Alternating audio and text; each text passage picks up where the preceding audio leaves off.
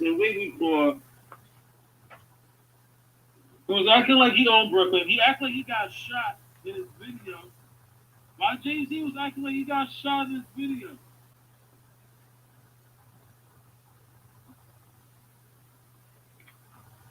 Anybody see What's up, that? everybody? Remember when Jay-Z was acting like he got shot in his video? That shit is Rob Dirt. Jay-Z was acting like he got shot in his video. I ran it back. What the fuck is that? Who the fuck Jay-Z think he is, dude? This is why America and the street got everything fucked up. With this Ice Cube, Ice T, this fake shit that's going on, bro. This fake gangster rapper shit, bro. Niggas never, you know what I'm saying? Pick What's up, a guy y'all? that was facing 25 to life, bro. That shit ain't a fucking joke, bro. He was facing 25 to life. Murder to homicide. Manslaughter. These niggas playing around with this shit, bro. Why Jay-Z act like he got shot? I'm gonna run it back. All this Ice Cube, Ice T shit. You know what I'm saying? Like, these niggas fucked up the game, dude. Since the fucking 80s. The niggas was really out here fighting for their lives in the community, dude. Jay-Z frontin' like he owns the Brooklyn Nets. Jay-Z's acting like he owns the Brooklyn Nets. Meanwhile,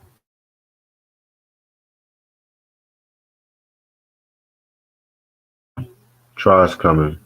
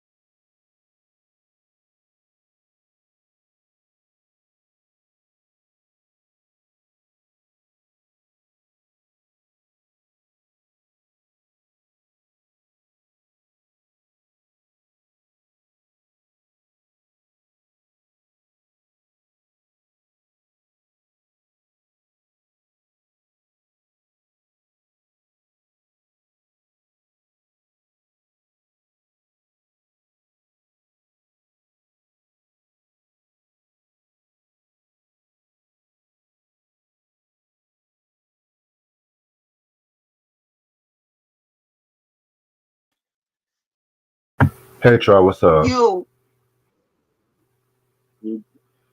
Man, I'm trying to look for my Jewelz CD. I think I left that shit in my car. what do you call and get it?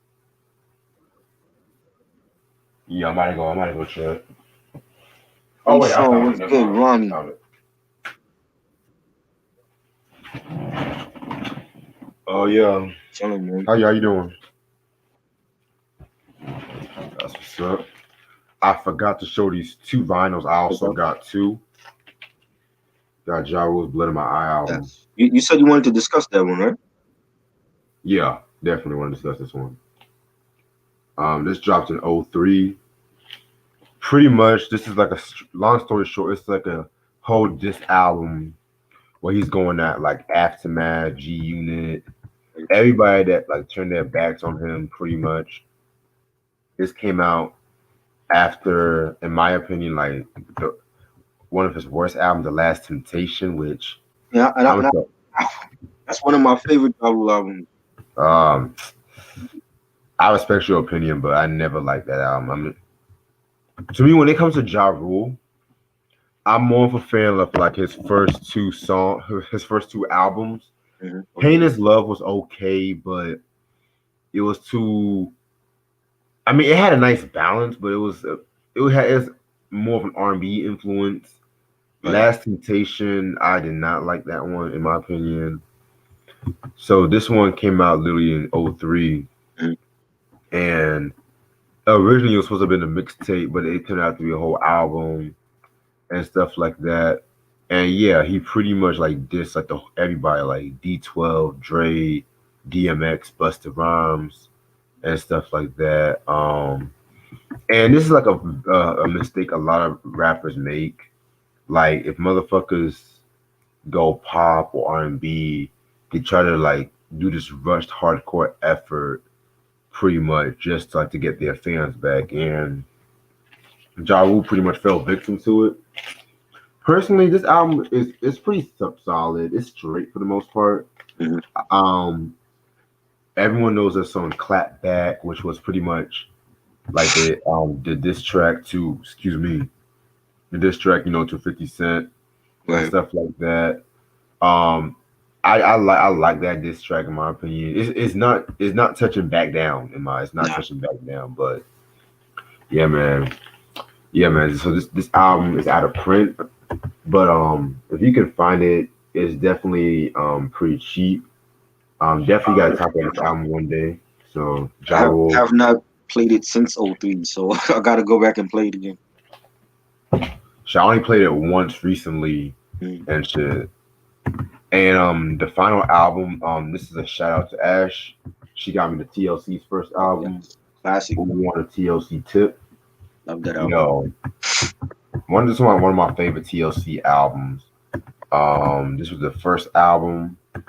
Singles albums known for are "What About Your Friends," "Ain't Too Proud to Beg," "Baby, Baby, Baby." I love that track, man. Oh, fuck, Babyface, man, he did his thing on that track.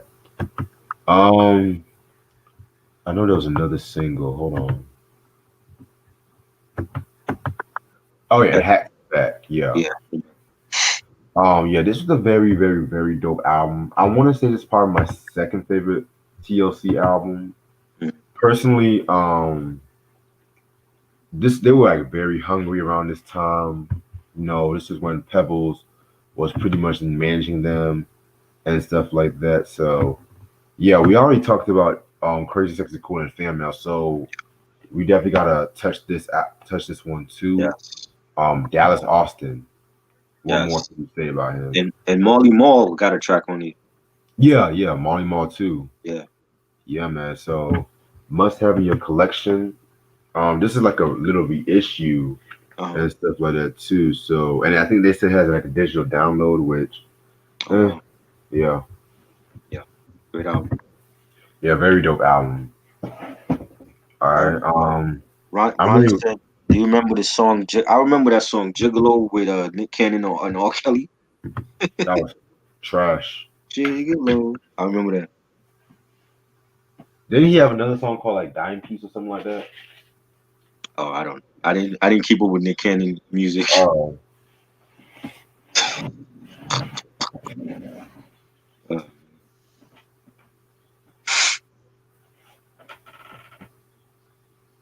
Crazy Sexy Cool. Yeah, that was a good album too. yeah. Ray Sean said that's his favorite TLC. Yeah, I don't blame you. Oh, and I also got this shit. Oh yes, Biggie. Rest in peace, Big. And he's standing next to the Twin Towers. Rest in peace to the World Trade Center. Right. Yeah. This is the first Source issue with Biggie. Very controversial issue because this was when the Source crowned him the King of New York, which Well, he was before Jay. It was Big. yeah, a lot of New York cats like Wu Tang and Nas felt some type of way about that shit. I don't know why. I mean, like for me, in 95 when Jay came out with in my lifetime, he was dope, but I wasn't a big Jay-Z fan when he first came out. Like I was more for Big. And then like I want to say when Volume 1 came out, I really started to get into his. I mean, cause I think that's why I never bought Reasonable Doubt because like I wasn't a huge Jay-Z fan back then.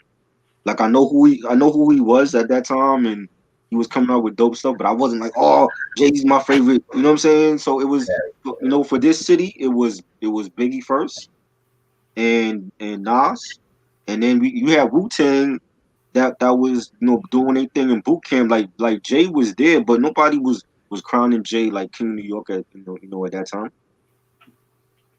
Yeah, He had because to, he had to earn that. Like with every album, with Volume 1, Reasonable Doubt, Volume 1, Volume 2, especially, Volume 3, it was like, okay, we pretty much know that, Jay is the new king, but he had to earn that. yeah, he definitely had to earn that shit. Cause like I hear Nas, I hear Biggie, I hear Jay Z Yeah. and shit like that. King of New York. He had to earn that. RULE, that was a decent album from what I remember. What album? The RULE album from Ja Rule. Yeah, that was pretty solid. Yeah. That was like the last, I want to say that's the last one on Murder Inc. before they folded. Yeah, cause that the one he was originally come out with it back in '07 got showed. Which one was that? They had that one song, that one song. I don't remember that. I I the don't know. last Ja Rule album I heard was Pain is Love Part 2, and I heard that on Dat Piff back in like '09. Oh wow. And that was bad. And that's when he got locked up for something. Something happened and he got locked up for Gun Possession. That the same the shit gun was there. possession, right? He got locked up and they released it when he got locked up on Dat Piff, and it was terrible. And that wasn't under Murder Inc. That was like in I don't know what label it was on. It was just really, leaked to the internet. Yeah, cause that was the same time him and Lil Wayne got locked up. They were both doing Right, that. right, right. Yeah, Weezy was here. He was locked up here, and once he got released, he kept saying, "Oh well, fuck New York. I'm not coming back." You know. Oh, that's nice. Yeah. Speaking of which, yeah, man, 2020 is about to end. The Japanese version of Control. What's on that version on vinyl? Eric? I think it's that Herb Albert's on Making Love in the Rain. I think that's also on that one too, That's a bonus cut. if I'm not mistaken. I don't think I ever heard that song. I could have sworn I sent it to you. Is that from the '80s or is that like a recent song? 80s I don't know if I ever heard it. with Herb Albert, Making Love in the Rain. That track. Is that from one of his albums though? Yeah, but I I think have that's I have a Herb Albert 12-inch with Janet on it, but I don't think that's the same song. It's something else that she did with him. oh wow. I gotta hear that again. I don't know, like, remember that song. Yeah. But I'm ready to start when you are. He said it's an extra track called Start Anew. I don't know that one either. Oh, I heard that track before a while back. Wow.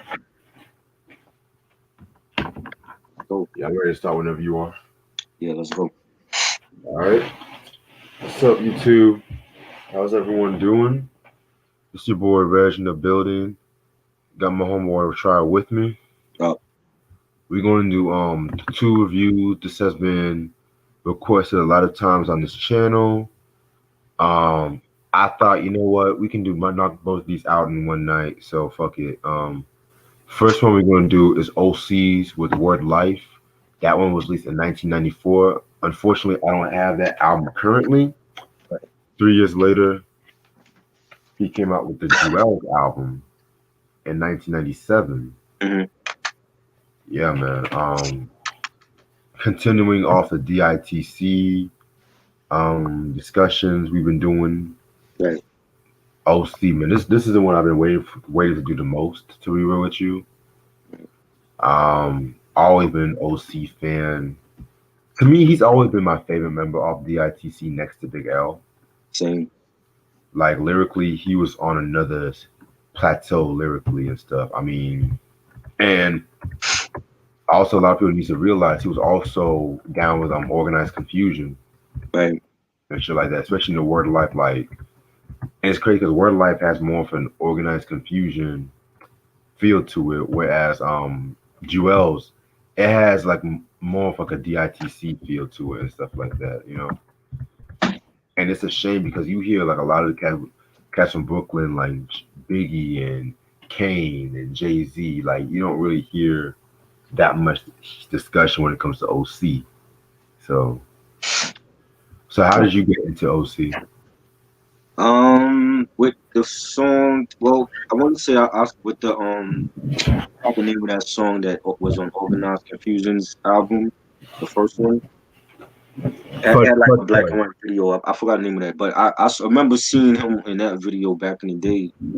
And then when Time's Up came out, I like just watching that video on Young MTV Raps. I didn't realize it was the same person, but that was a dope song. Really a real big like underground hit at that time, and they played it every day. And then listening to the album, to Word Life, and that was a big highly regarded album. And just through the years, he's maintained his his relevancy in the game, and doing many slept on albums, and being on DITC projects and features and all that. Definitely a dope lyricist. I feel like he hasn't really been praised. You know what I'm saying? Like he hasn't really gotten his flowers yet, and it's a shame.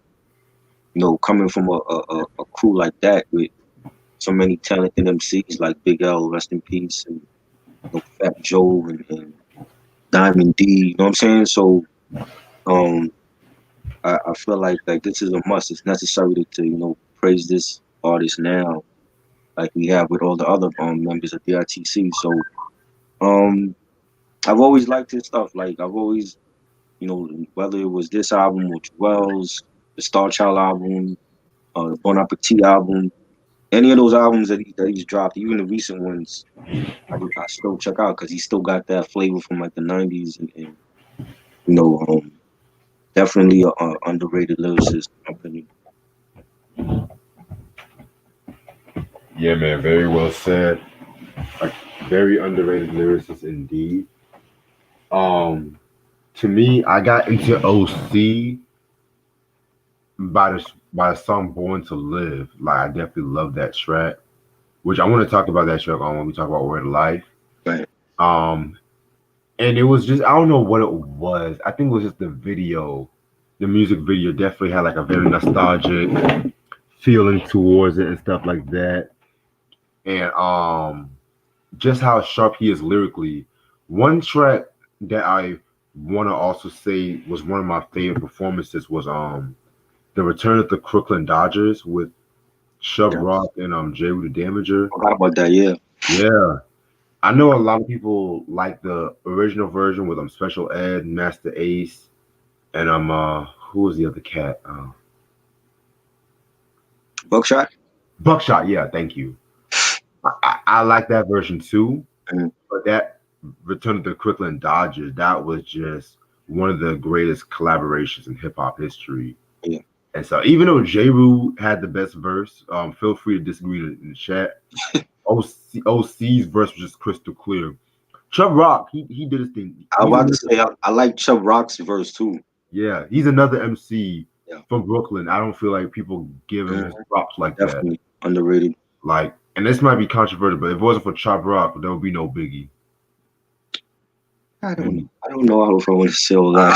I mean, because when it comes to Biggie, I always felt like Biggie was influenced like Chubb Rock and Heavy D. Right.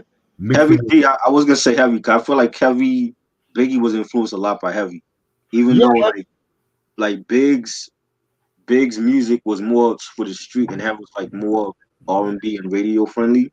Yeah. Like I mean, he always bigged up Heavy, and vice versa, and I think like when it comes to like the big boned MCs, it was Big and Heavy right there. You know what I'm saying? That's like Chubb Rock, another one that was underrated from Brooklyn, and people don't give him his props either. You know what I'm saying? And we definitely talk about him sometime. Oh, most definitely, because Chubb Rock, man, everyone only knows him for like Treat 'Em Right, Just the Two of Us, which I love those tracks to death. Like I bump Just the Two of Us probably on a daily, but nigga was definitely like cadence wise, he was definitely one of the most intellectual MCs at that time too. And shit, you know what I'm saying? But yeah, that's enough of all that. But yeah, OC, he's definitely an MC that definitely I always felt like was very underrated.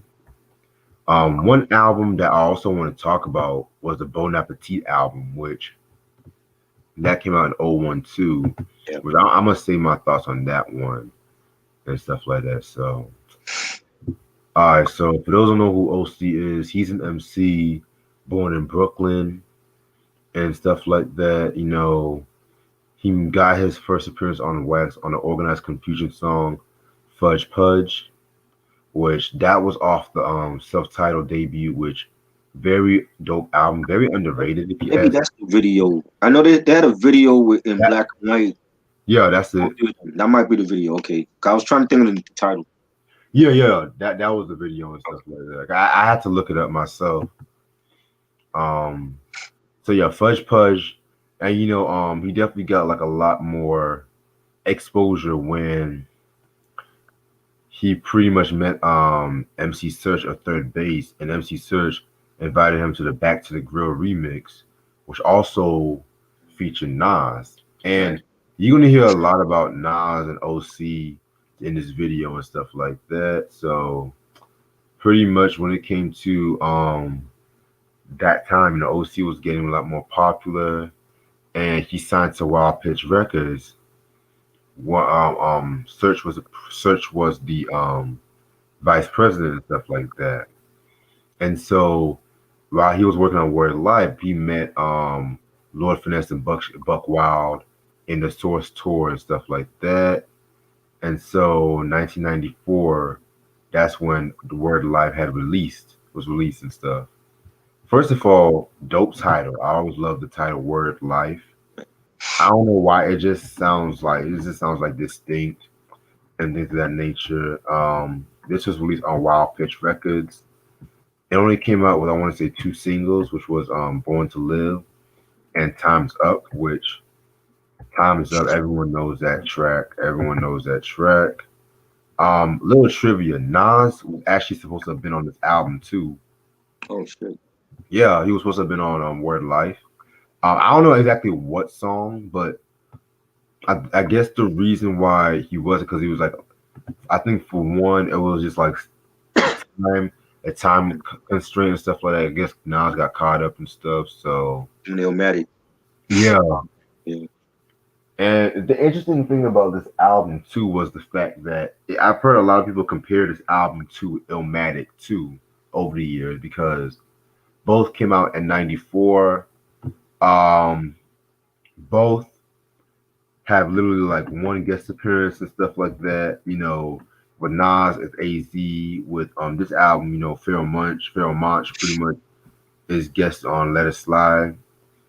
Both had that dark, grimy New York atmosphere, boom bap. I mean, it's you can tell like Illmatic was just like I mentioned before, Illmatic was just had that strong influence Mhm. and whatnot. But to me, I've always felt like Word Life deserves like mention on its own rather than a quote unquote Illmatic clone, Right. stuff like that, which always kind of like makes me upset when people talk about this album because they always have to mention Illmatic. Like I love Illmatic, y'all love Illmatic, but this album right here is, in my opinion, this album is more darker. Like this, you can just feel the New York subways with this fucking Right. album. Oh yeah, yeah, for sure. Mhm. So yeah, pretty dope album cover and stuff like that. Just had like a collage, like of him, of like him and stuff like that. You know what I'm saying? So this album has about, I want to say 14 tracks. Well, 13, but sometimes they'll throw in the 14 tracks. So yeah, track number one, Creative Control. That was like produced by Organized Confusion and stuff. Pretty dope. It's pretty much OC doing what he does best when it comes to this album, Braggadocio Show, just declaring him one of the best MCs and stuff like that. How no one can stop him. Yeah, that's pretty much what I got from that. Yeah, it was a real jazzy track. Nice beat, nice. You got like the background. It had like a freestyle vibe to it. Like you got like the background chants. And Right. they like, yeah, come on, and they clapping, and then you got OC just kicking some bars, and he's saying, get your ears ready for creative control, because no one's gonna tell me how to sell out my soul. That was dope, and yeah, it just had like that real freestyle cypher type of vibe to it. I liked it. Yeah, and speaking of chant, it's funny how you mentioned chanting because Organized Confusion, they definitely were doing like a lot of those chants, like them African kind of chants, like in their music.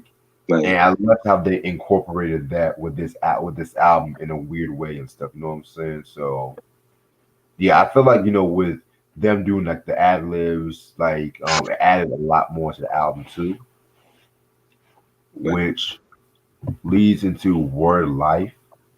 Very dope track. This was produced by Buck Wild. Love the piano beat, like the da like, and then when the horns kick in and stuff like that. Pretty solid song. Nice way to begin the album and stuff like that. This is just classic New York rap right here. Very Oh yeah, underrated track. nice title track. Um, love the horns on this, the pianos, the hi hats. OC saying, let's take a trip inside of my thoughts while I preserve on the mic like sports. Definitely a dope banger, and it fits the theme of the album.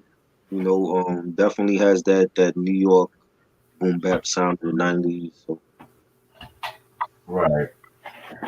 Yeah, very dope track right here. Um, Track number three, Ozone.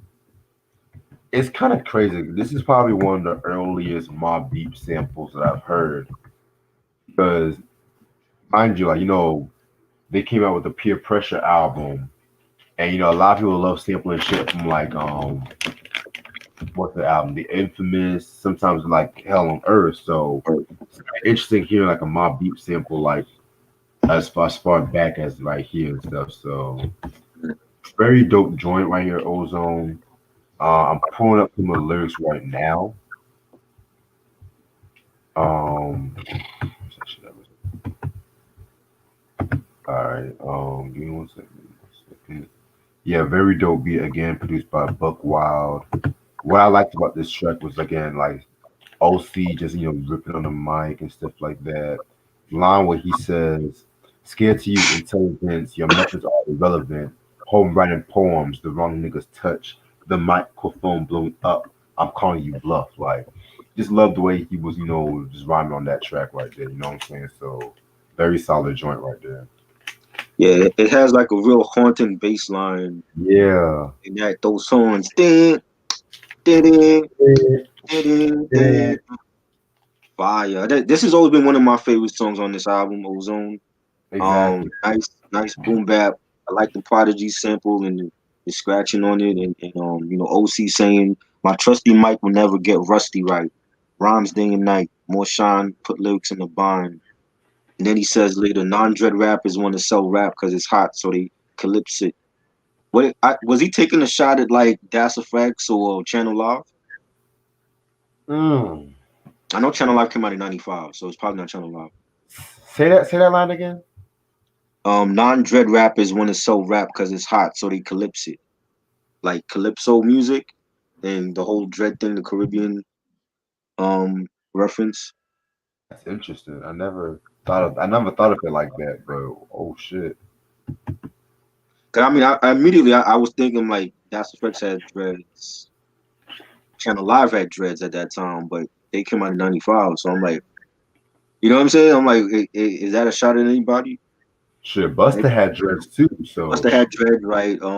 I think the Boogie Monsters, most of them had dreads. Ziggy, they had dreads back then. There's like so many groups back then that had like dreads, so it's hard to tell. Robert. Yeah, I never really peeped that line like that though, so that's Right. interesting as hell. So that was Ozone, track number 4, Born to Live. Yes, one of my all-time favorite hip hop tracks of all time.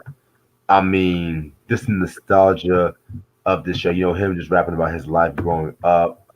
I mean, the fucking keep rising to the top sample has been used plenty of times in hip hop and even in R&B at that time. So yeah, always pleasure hearing that sample whenever it's done right. Um, love the line where he says, "As kids, you're overlooking death. It didn't seem important or serious. It just seemed curious. It was about walking into a bowl of cereal, cartoons on Saturdays, karate flicks in life." Like that's a real ass line right there because he's like, when you're a kid, Hmm. you're thinking, "Oh, life's gonna be like this all the time and Right. whatnot." But then once you grow up, you realize, "Oh shit!" Like Right. you gotta watch your health and stuff like that. You know what I'm saying? Like you're Right. not too young to experience like death at a young age and stuff like that. God forbid, but still. So very very solid joint. The remix is pretty fire too and stuff like that. That the remix definitely felt more like it could have belonged to like a Stress Extinction Agenda Hmm. um, album and stuff like that. So I like it. Yeah, this was dope. There's like a little intro beat in the beginning of the song before it starts off, and then you get to like the main beat, and they did a nice they use that sample well. Also P Rock and CL Smooth used that for Take You There. Yeah. I love that. Which one do you like more? Do you like this sample of the classic of that classic song, or do you like the of the Take You There? To me, I would have to say the Take You There sample. Right. Yeah, because I felt like the Take You There sample was like I don't know how to explain it. Hmm. It definitely had a more. It was definitely made for CL the way he Yeah, made that. I agree. Rock made that beat. Not saying that Buckwild disappointed OC, but at the same time too, I just felt like CL he had that charisma that few MCs didn't Right. have at the time. And you got Crystal Johnson singing that chorus, and she sang it beautifully Oh on that one. my God. What Yeah, you gonna yeah, do? You? definitely. Like she was in everything at that time, man. Like Oh yeah, Mojita, Crystal Johnson. I mean, yes. temperatures I rise. I believe Vinia is on this album too. I think she's the one singing on My Duke, if I'm not Yeah, mistaken. yeah, I believe so too. Um, yeah, this was a great song. OC saying now while I write this song, it's like some are still alive and a couple are gone. And I like this. I like the chorus: "Born to live, a life to die. Life's so damn short, man. I wonder why." I like that. Definitely a dope song. The video was dope too. Yeah, definitely one of his best. Yeah, one of his best tracks in general. Yeah, Dexter. This is we just talking about Born to Live too. So you're not late. Q, what up? Sean was good. What's up, Webster, everybody? what up? Now, oh, time's up. Man, man, man, man, man. Where do I even begin with this track? First of all, the beat by Buck Wild. Oh my god! Like probably Buck Wild's best beat. I don't care what no one says. It's so simple, He's a great. yet so menacing, yet so head nodding. It's such a timeless joint right here, man. Like the dun dun dun dun dun dun dun dun dun dun, and then like OC brings out probably one of the best opening lines in hip hop. You lack the minerals and vitamins, irons and the nice, and fuck who did I offend? Rapper sit back, I'm about to begin. Like, whew, so many. I mean, so many quotables Mm-hmm. on the track right here. I mean, rappers are in danger. Who are you? What's it to be a remainder? Like, so many samples off this track. Always to me, you damn perpetrator for say and what you consider an image. To me, it's just a scrimmage. And the way they threw in that slick Rick sample at their times, limited, harder. I mean, Yep. this song right here is a top 20 hip hop track. Oh, yeah. Like, hell, I'm not even mad if people discover this track from 8 Mile. I'm not even gonna be mad about that because the way they even used that track in that movie was ill as fuck. So That's right. I forgot they used that in that movie. so what? But let me ask you a question. Speaking of 8 Mile, did you feel like um Lotto, the second dude that M battled, did you feel like he had a better verse than M in that round? Because I've heard a lot of people say that over the years. He was. I I felt like M didn't really have competition in those battles. When you look back at it, I mean, you look Yeah. at Anthony Mackie. Like Anthony Mackie wasn't great as no battle rapper. I think He only his rapped homeboys were one better. time. His homeboys were better than him. He only rapped one time in the beginning. I was like, oh wow. The dude with the cornrows, he was better than Anthony Mackie's character. Yeah, that's what I was talking about. Yeah, him. Yeah, when the one at NBA, he was better. I felt he had some better lines that he got in with. But like like Exhibit is an underrated lyricist, and he was in a cipher at lunchtime at their job. Why didn't they put Exhibit in one of the battles? Because he's a great MC to me.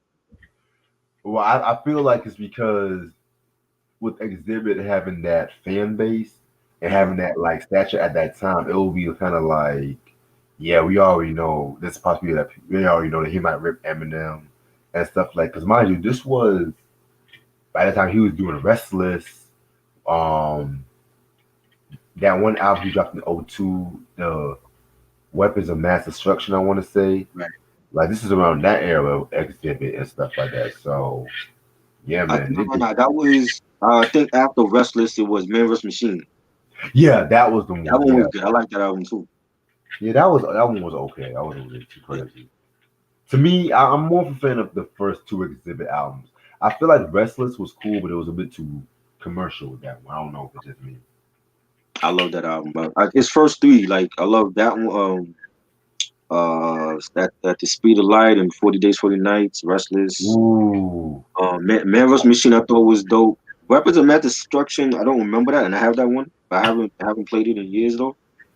But I always felt like Exhibit was a dope lyricist. But I forgot they used like a lot of well known beats in 8 Mile. You know what I'm saying? I always think about the Mob Deep beat first.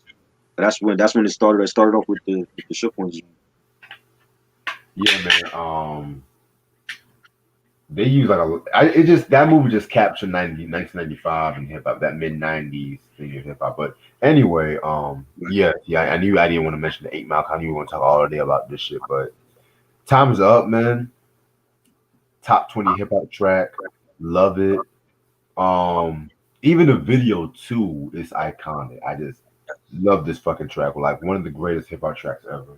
And you got OC like basically talking about calling out cats for being fake, and 1 minute you in church with your mom and the next minute you gun down somebody and we don't believe you, we need more people. You know what I'm Right. saying? It was like that, like he's saying like your persona's drama that you acquired in high school and acting class. Your whole aura is plexiglass. Of course you gotta pay rent so money connects, but I'd rather be broke than have a whole lot of respect. And that's what it was in hip hop. Now back then, now it's like you can get away with shit like that. You can be a snitch like 6ix9ine and still have a fan base. Whereas back in '94, you couldn't do that. Like if 6ix9ine was in '94, he wouldn't last long in rap. He probably wouldn't have lasted on the streets. Hell, man, you have rappers dressing up in wedding dresses, holding up Yeah, Uzi shit. Like, come right. on. And you got Young Thug with the dress on and the you know what I mean on the album cover. Like you couldn't do that back in '94. Right. Like niggas clown what's old boy's name? What's old boy's name? Like niggas clown fucking Kwame for wearing polka dots and shit. Yeah, Like he got clowned. He got clowned. Biggie clowned him on Unbelievable. how I'm sorry, but how big you gonna clown Kwame for wearing polka dots, but you over here wearing shiny suits and shit like that. You came to be Well, like a see, Big rocked them. You see, the thing is, Big rocked them suits like a mafia don. Whereas when Mace was rocking them shiny suits, he just looked stupid with wearing that shit. You know what I'm saying? Because they used to call you Murder Mace. Again, we talk about people's personas. They used to call you Murder Mace when you was rolling with Children of the Corn and Big L. And then when you went to Bad Boy, you was Pretty Boy Mace. You know what I'm saying? So this is a prime example of what OC was talking about in this song. right. But yeah, we all said what we had to say about Time's Up, right? Definitely a great song. I heard Styles P do a freestyle over this beat 2 years ago. Oh, I remember that shit too. I remember. Yeah, That was he back in killed like it. the mid 2000s or some shit. Yeah, when they were Yeah, like doing the mixtape stuff. yeah, I remember that shit. Now another strong track that does not even get its mentioned. Point of Views. Um, Again, another thing that Buckwell was known for. Other producers when he used to have like this short beat interlude in the beginning, and the sample that he used was the same sample that Jay used for a public service announcement. And Black Moon used it for Stay Real. Oh, yep. Yeah, Wasn't Stay Real released the same year as public service announcement? that was what 03, 04? Yeah, Total Eclipse album. I think that was around the same year. Um, Wow. Yeah, I remember some controversy with that too, if I'm not mistaken. But right. yeah, man. But, then on Point of View, it just turns like that dun dun dun dun like that fucking beat. Oh, by the way, Time's Up. I forgot to mention that was OC's biggest song, and the song was actually originally for Organized Confusion too. I forgot to mention that. Oh wow. Yeah, Wow. Crazy. yeah, man. But back to Point of Views, it uses the Avoid Ayer sample of the I want to say the live version of Searching, which hip hop producers, if you love sampling, sometimes peep them live version of certain songs and shit. You'll find some interesting shit. Like hella MCs kind of use that sample before and stuff like that. So Point of Views, very ill track. I love the way he was rapping on that. But in my opinion, I feel like the beat was what really solidified it. Didn't Pete Rock sample Searching for the main ingredient also? Oh yeah, yeah, They have the song called Searching, so they basically like yeah. took the whole sample. Yeah, that's dope. It definitely it has like a real melodic like vibe to the track, nice beat, bass line. I like the chorus where he's like saying, I'm here to make mad moves. I won't pop on a planet to drop jewels. I won't pop. Interpreting, interpreting pain into news, giving OC point of view. That was dope. And Mhm. definitely a solid. Yeah, man. Very, very solid joint. Track number 7, Constables. Very dope track. So, believe it or not, recently I had to look up what Constables was when I was doing this review. And pretty much, when I looked up, a constable is pretty much like a peace officer with limited policing authority. And so, of course, this track is talking about like police brutality and stuff like that. And OC, is talking about, fuck the police, cops ain't no good and stuff like that. And then the second verse, he's pretty much saying that even though there's some cops that are dicks, there's actually those cops that are actually legitly doing their job and stuff like that. But at the same time, OC, he's seen the problem in his eyes right now. So very very dope joint, very heavy joint right here. He also uses the KRS One sound of the police sample too. So very very dope. Yeah, they took that part from the song and the Police Be Clocking Me sample by Keras One, another great song that spoke about police brutality against blacks. And this was definitely a very serious song. And I think we need, in this day and age, we need like a constable for the hood. You know what I'm saying? Like we need those. If you know, if you're gonna police the neighborhoods, we're gonna need a couple of those constables where they can they can make peace and not blow up something that shouldn't be like on the 11 o'clock news. So Right. nobody gets gunned down wrongfully by the cops. You know what I'm saying? So Yeah. I definitely like the song. It had like real like choppy drum patterns on it. Nice sinister piano keys on it. OC saying, but I'm a new face in a new place of a melanin race with black in him makes a good felon case, but that's not so, and I get mad because everywhere I go, once I'm dark, I can cloak in my feelings though. Definitely a dope song, and I like it. Yeah, very very dope track indeed. After Constables, we have Godhead. Godhead. That's actually believe it or not, the only Lord Finesse produced track off this album Oh, wow. and stuff like that. Which is kind of interesting too. But this track right here is pretty much it's a very interesting track where OC's telling a story about this girl that he's been seeing. She's been acting weird and stuff like that, and it turns out that she's cheating on him, Right. but she's actually cheating on him with another girl. Now, back in like '94, a track like this would have never would like very weird, very rare and stuff like that. But yeah, man, OC he definitely did a thing on this track. The line where he says, "She's bad news, plus she's the cause of my blues. You act as if she's the man buying you garments and shoes. What's up with that? Come on, baby doll, explain to me. I gotta know what's the F reason you're for playing me. Like, I just love this fucking track, man. Very dope track. Yeah, I definitely like the beat and the horns. Ding, ding, ding. Those horns that go like this over and over. I love that. And OC saying you get an award for actress playing a role, sitting quiet on your ass. Why don't you answer me? And I like the chorus. You stabbed my heart with a knife. Go ahead with yourself. I thought you was my wife. Go ahead with yourself. Definitely a dope song, and I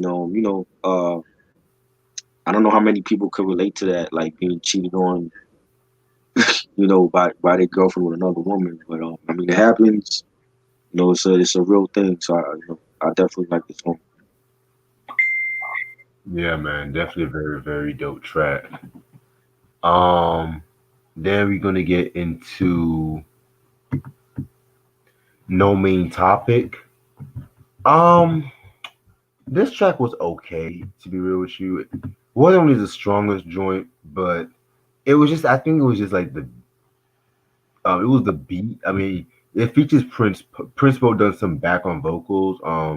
DJ OG, who's a very underrated producer, but I, I felt like his beat was kind of okay on this track right here. Not really one of my personal favorites and stuff, but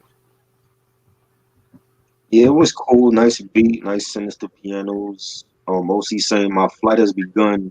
Stand clear of the runway. The only way I see you killing me is gunplay. It was cool. It's not like one of my favorites, but it was alright. yeah. Next track, Let It Slide. Very dope joint, very fun joint right here. It's pretty much another storytelling track where OC is like, certain shit gets to him and stuff like that. And instead of just, doing what he used to do, he just decides to just let it slide and just let it move out or whatnot. Phil Monch, he's also, on this song, he does some like vocals and stuff like that in the chorus. Like again, another time where he's always known for doing some dope ad libs and shit like that. Yeah, man, very very solid joint right here. I love the usage of that Weather Report sample in the beginning too. So yeah, Again, like you have another intro beat before the main one. I like the intro beat, and then you got the main beat that starts off the track, and that was dope. Nice horns on that, nice hi hats. OC saying, "I try to ignore the ignorant sons with attitude, taking my face for gratitude." And it was not a standout track for me. It was okay. yeah, I definitely see what you're saying about this track. Um, then we're gonna get into my Dukes. It's kind of funny though because he actually has his mom singing the ad libs at the beginning and even throughout the whole song and stuff like that. So yeah, pretty very very dope joint. Just giving a tribute to his mom and whatnot. So I like it. Another one of my favorites on here. Real melodic, nice background singing by his mom. I think Vinia Mojica was also on it too, right? It was Hold on, both. I thought it was her and his mom. Like it was like doing the ad libs. Um, Real nice boom bap. The hi hats. OC saying, instead of on the avenue babbling, I'd rather be accomplishing, making moves, traveling. I protrude out of your skin like thorns, irritating MCs, cause they don't make songs like these. Definitely a dope song. I like the singing. Hey, and that I was, huh? no, I agree with you on that one. I just yeah, the ad libbing is like a main like ingredient for this song, because it goes well with the beat and the feel of the song. So definitely like this track.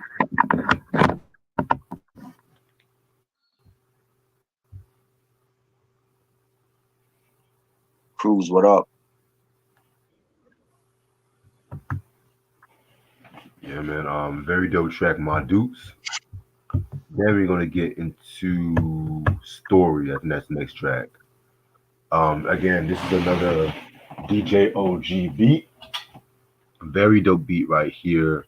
Very dope track. Pretty much one of my all-time favorite songs off this whole album and stuff. Definitely, I love like the dark beat towards it and stuff like that. And the story pretty much talks about how this cat named Timmy, he was just on a crime spree and he robbed a store, and he ended up being on the run and stuff like that. And so at the end, he pays his price. The next thing you know it, and like the remaining verses, his family is going through like a lot of bullshit, pretty much, and the twist is that Timmy's actually turned out alive. Timmy actually turned out alive and stuff like that. And he's living his own life, but while he's living his life, his family is pretty much paying for his crimes and stuff. So that's a pretty real song in my opinion. I think Tupac, he said it the best, blame the sins of the mother, something like that. Yeah, I think you know what I'm talking about. So yeah, this is a very heavy track in my opinion. Yeah, definitely a deep storyline with this song. Really dark track. I like the beat. OC saying, had it crossed his mind, his girl named Olivia, she'll take the fall for the junk from Bolivia. So definitely, he displayed some good storytelling on the song, and we need to give him credit for that. I think it was a dope track, and yeah, definitely solid. Yeah, definitely a very solid joint right there. And the final song off this album is the outro, aka Sabotage. This uses the Phaso sample, the riding high sample, which everybody has used that sample, from IQ to Crisscross. EPP, crisscross indeed. Um, Yeah, man. Just pretty much, Prince Poe and OC just, talking in an intro. Then OC just drops one last verse. Very, very dope joint.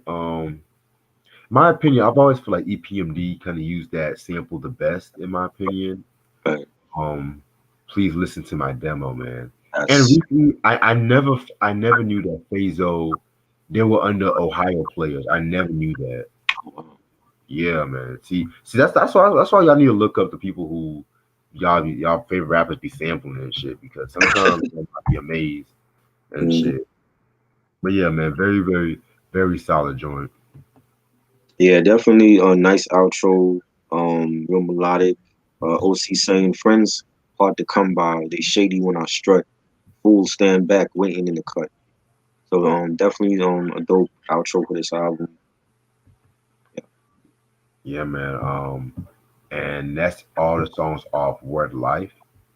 Overall, this is a very, very, very dope album. It's a hip hop classic, in my opinion. The thing about this album, it definitely captures Brooklyn at that time and New York at that time and stuff like that. One thing I loved about this album was the fact that OC, for the first album, he pretty much carried his whole album all to himself and things of that nature. Pretty much really no commercial tracks, but yet at the same time, he managed to like bridge the gap between underground and the mainstream without being commercial. So this is a very dope album. This album is out of print. It's a bit hard to come by these days. I mean, I know the prices used to go up and down over the years. I'm actually trying to really get the vinyl of this album, but good luck with that part. So OC Word Life 1994 must have in your collection. Definite classic, underrated gem. Um, I love the production on here. My Buck Wild and Lord Finesse and them, and songs like Ozone and My Dukes and Born to Live and Times Up, of course. Definite classic songs, and he got radio play. You know what I'm saying? Like they just played it off of like the dopeness of it. Like they definitely he wasn't one of those commercial MCs, and they back then they played your song because it was dope. They didn't care about what label you was on or you trying to go on mainstream. So he definitely got radio play back then. So yeah, definitely a 5 month classic. Yeah, man, indeed. Give me like 1 second. I'm gonna get some water before we go get into Jewelz and shit. All right.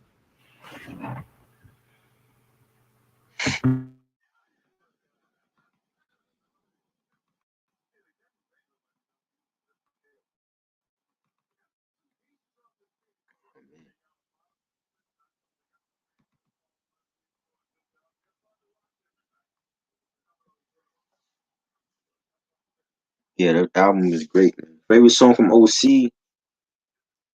Ah man. Favorite song from OC. Maybe I would say My World. My World was great. That's one of my favorites. Dangerous with him and Big L. Most of my favorites is on the Jewelz album we're gonna talk about. So My Dukes, that's like one of my other favorites.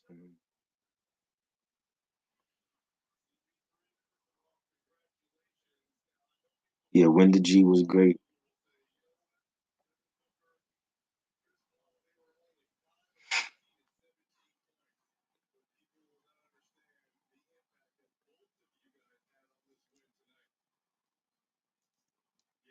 Trophies, yes. That's another great album. Him and Apollo Brown. I think we were supposed to discuss that at some point. That's a great album too. Definitely love that album. Yeah, Far From Yours, that was dope.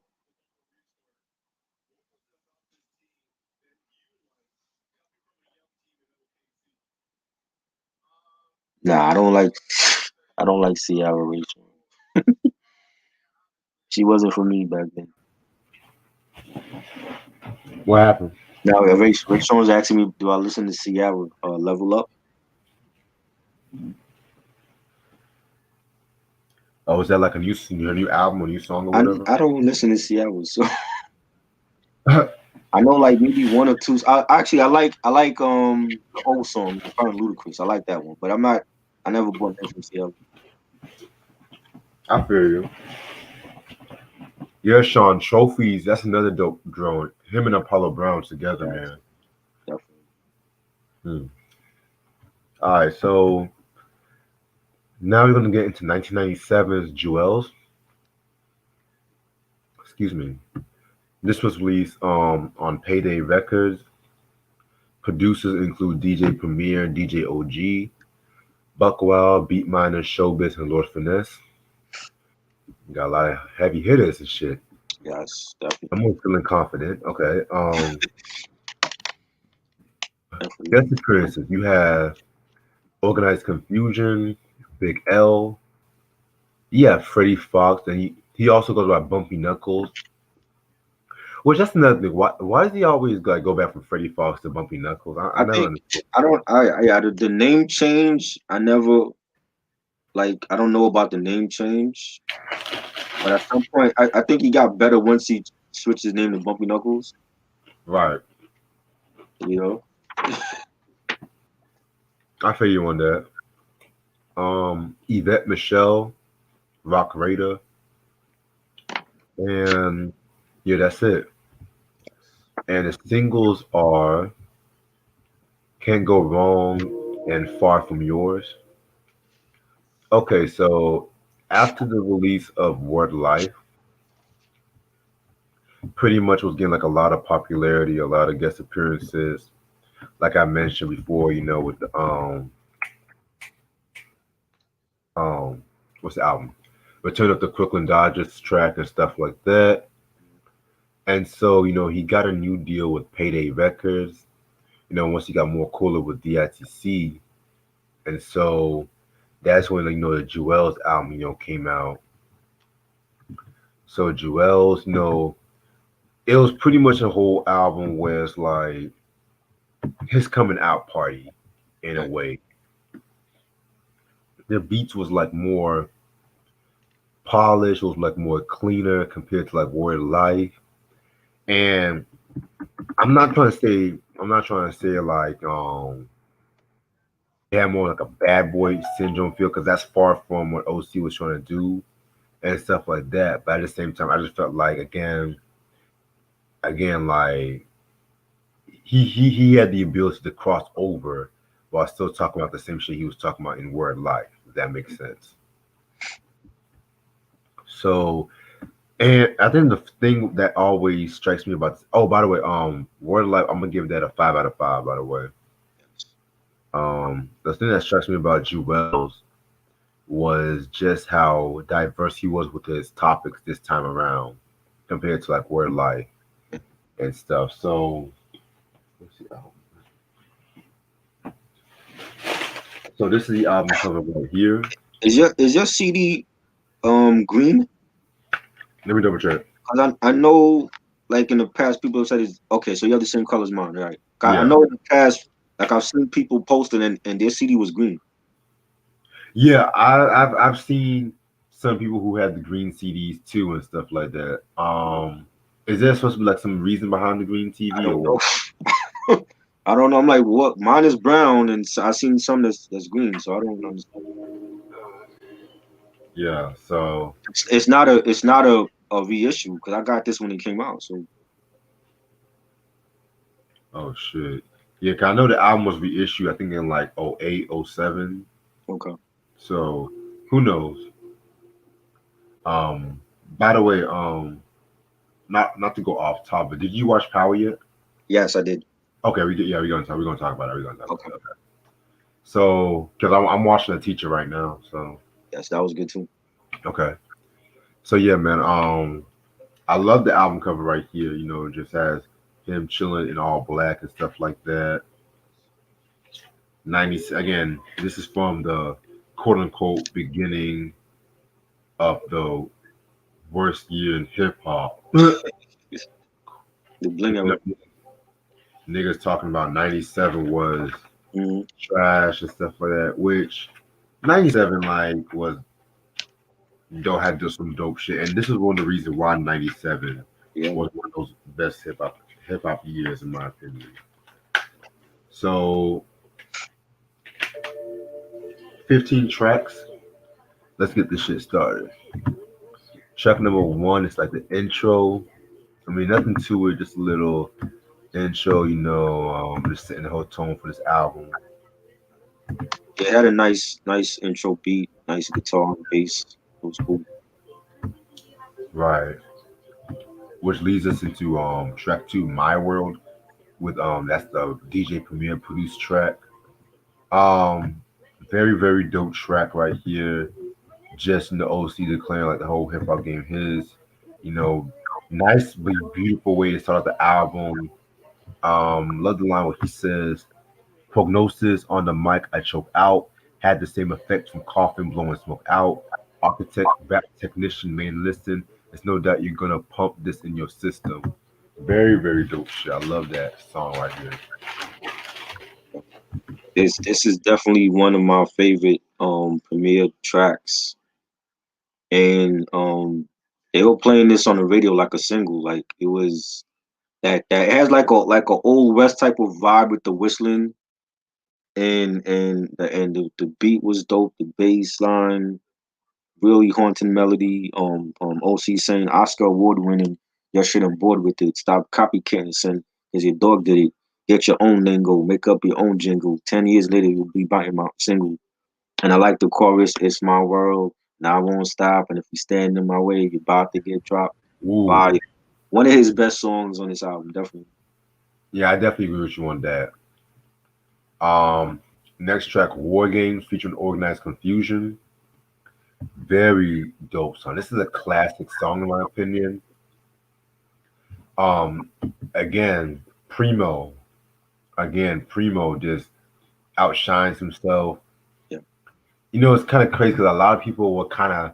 I read a lot of people were kind of disappointed because they really wanted Pharaoh Monch to rhyme over Primo beat, but I still Right. felt like the way it's like, I declare war game. Like I still love that part and stuff like that. That shit always gets me hyped. Right. Like war games to this day, one of my all-time top maybe 4 or 5 OC songs ever. That Right. shit. Why don't niggas use that for freestyle and ciphers and stuff like that? That has that perfect cipher beat. Like Definitely. niggas don't want. It's like it was always times up, which I like times up, but give me war games and shit, man. Yeah, dope beat. I like those haunting pianos. Ding, ding, ding, ding, ding, ding, ding. Yeah, that shit is fire. Love that track. Another banger by Primo. OC saying camouflage running through your zone with no detection. Cause the dark skinned marksman run through your section. Flesh and bone physical built like titanium. Gobs cover my grill like Iranian. Fire. And then you got Prince Poe and not Prince Poe, you got Pharaoh Monch on the Prince Poe and Pharaoh on the chorus. Um another classic track by Primo. Yeah, very classic track indeed. Eric said his yeah, so his CD is green, but not all of them are green though. Some of them are brown. Yeah, I heard it was different colors too. Yeah, So 'cause like mine is from '97. Like it came brown. Like I don't know why the other CDs are green. I guess it's because just to get people to buy the album. Because I know Invincible by MJ did Mhm. the exact same thing and shit Right, they too. got different album covers for that one. Right. Right. Yeah. Um, Next track, Can't Go Wrong. In my opinion, one of the greatest hip hop love tracks ever. Like DJ OG, man, come on. Like I always felt like this album, he made some of his best beats for OC. Him and Primo were definitely on the A game. Just like this whole fucking track, it just has that cruising late night feel to it. Like you just can't go wrong. You got me hypnotized, mesmerized, mesmerized. Like, come Where they get on. this? So this where they say sample that You said what? intro.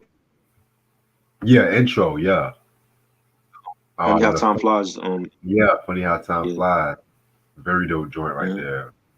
Um, and again, OC, and this is one thing I love when OC does songs like this. He doesn't make his love songs too mushy or too sentimental. It's just he just being himself, just saying like I love the line where he says, "High school, 11th grade, my mind, you fly. I was struck. You gave a go. We took it slow. Every Friday, you made it my day. Coming to know the pure inside out and not just a hoe." Like love that fucking line right there. So to me, this is a classic, classic, classic song right there. One of my all-time favorite tracks off this album. Definitely a real melodic. I like the intro sample. Has like a quirky melody, nice beat. OC saying many years in the mix now, we get a crib together. Our love is tough like leather. Do what you want. I don't worry about fools. I'm secure because I know it's me you're coming home to. So that's talking about relationships and his woman, and I thought it was like a real mature song for OC, and definitely a dope song. Yeah, very dope song indeed.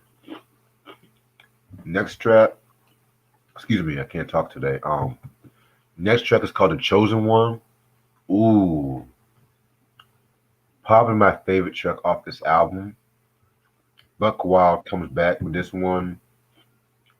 Um, this is like a braggadocio track, in my opinion. It starts off with like a real dusty beat, like the do do do do do, and then just gets in that it was smooth, that da da da da da. I don't know. It just that beat always is so mesmerized by how Buck Wild can like come up with these sounds together and stuff like that. I love the line when OC says, "Echoes in the hall, yes."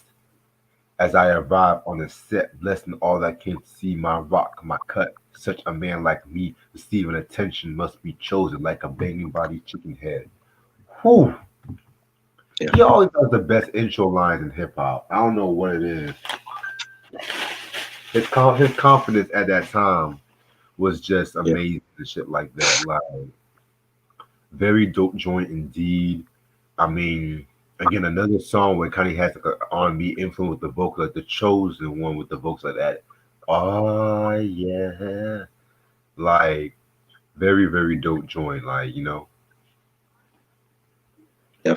definitely a dope song. Like the intro beat.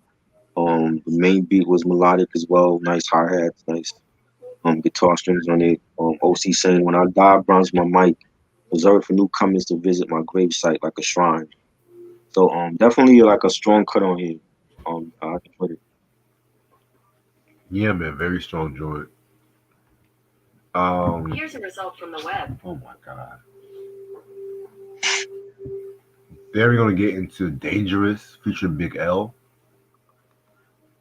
Oh boy. Okay, so this might be very controversial, but I never cared for this song.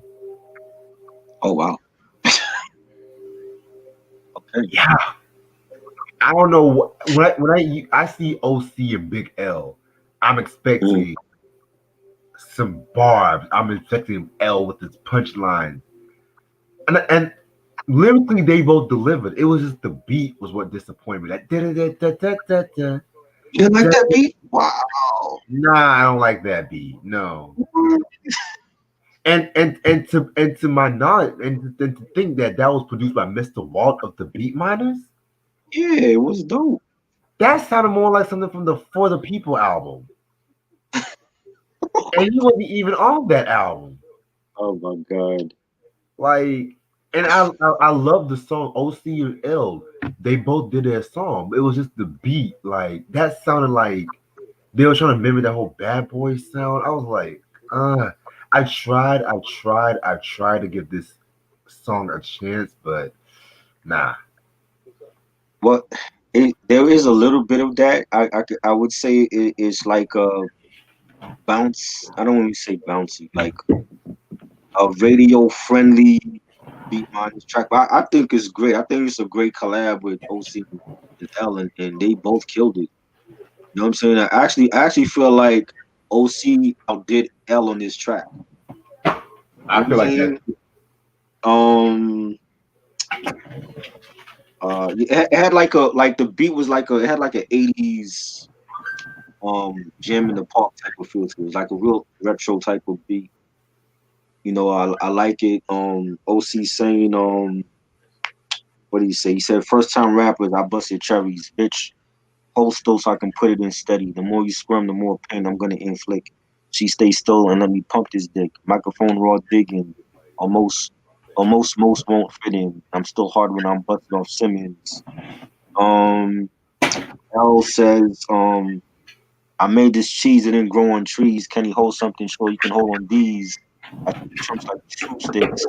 Known for dropping new hits. I know you want me too, ho. If I was you, I'd want me too, bitch. I rock a blue face Prezi, pockets heavy with Chetty. I met these two lesbies in a Chevy, Betty and Desi. They're like two menage a trois and blah blah blah with El Corleone because I'm a suave star. Like he had some joints. I feel like OC kind of beat him a little bit with the bars, but it was a great collab. And the mic play with both of them was great. I always love the track. I think it's a great collab. Yeah, I can't get mad at you about that. Um, track number 7, Win the G. Yo, Primo was just on fire with this album. I don't know what it was, man, but he was just on fire. This features Freddie Fox, aka Bumpy Knuckles. Uh, excuse me. Yeah, what I liked about this track was it pretty much takes spot like in this like award show Yeah, s kind of ordeal and stuff like that about yeah, winning the G. And I guess when they're talking about the G, they're talking about the gusto right, or whatever and stuff like that. So right. pretty much Bumpy Knuckles and OC are just outdoing each other and stuff like that. In my opinion, I love OC, but Bumpy he got this one on deck. Definitely. Like this beat was made specifically for him and stuff like that.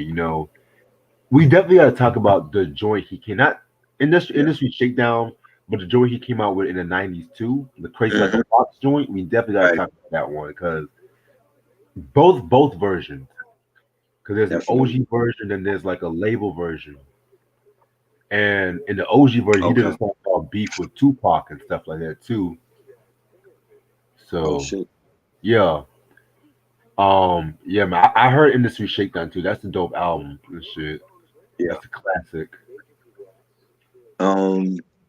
Yeah. I like the way it started off with like the competition, like the rap battle competition, the first hip hop Right. annual contest, and you got OC and Bumpy on one team together. And they're gonna battle some other cats, and you know when the chorus starts off, you gotta they sing no yo OC, are you ready to win the G? The gusto is coming home with me. I love that. That's like a old school feel type of chorus back then. Right. And definitely a dope beat by Primo, the real bass line and monotone type of track. And you got Bumpy saying it's mad niggas that be thinking that they nice with they flow. It's mad niggas that be fronting like they holding some dough. It's mad niggas that'll challenge after the show. They don't want to be plays no more like Joe. And then OC saying talking bank robberies on the mic when you rhyme. Hold up, you turn pussy on the mic when I roll up. Coca Cola, I fizzle like soda. While you say butter, I'ma say Mazzola.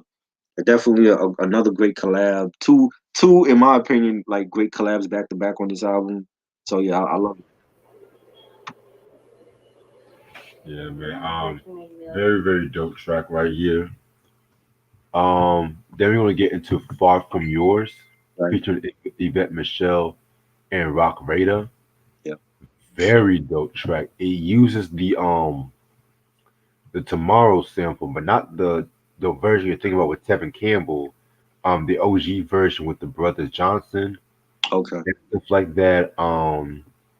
Love the video. I think the video was filmed in some island and stuff like that. Right.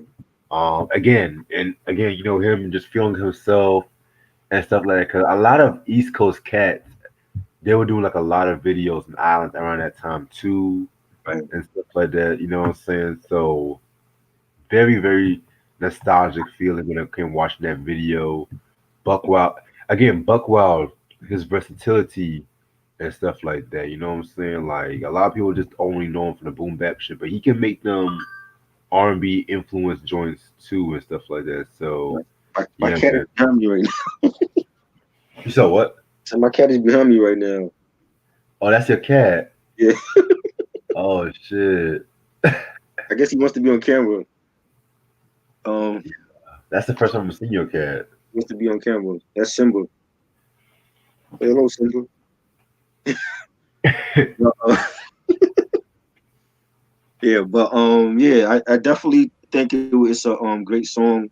Now this is a radio friendly joint 'cause they played this on the radio like it was a big hit, and you got Yvette Michelle.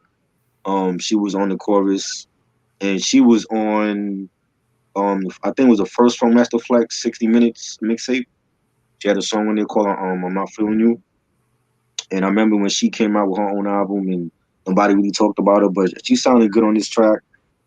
Um, it had a nice scratch, a nice beat. OC saying you may never find an MC well orchestrated like a symphony. Some will go down in history, some in infamy. The infamy will be somewhat a mystery. As long as my name OC live on through infinity, my identity will ring bells in all vicinities. From fans to enemies, I'm the antidote and remedy. And I just think that was a great song, and I love the chorus. He's no average MC with a smile on his face when they try to copy his style, but no one can duplicate. I love that.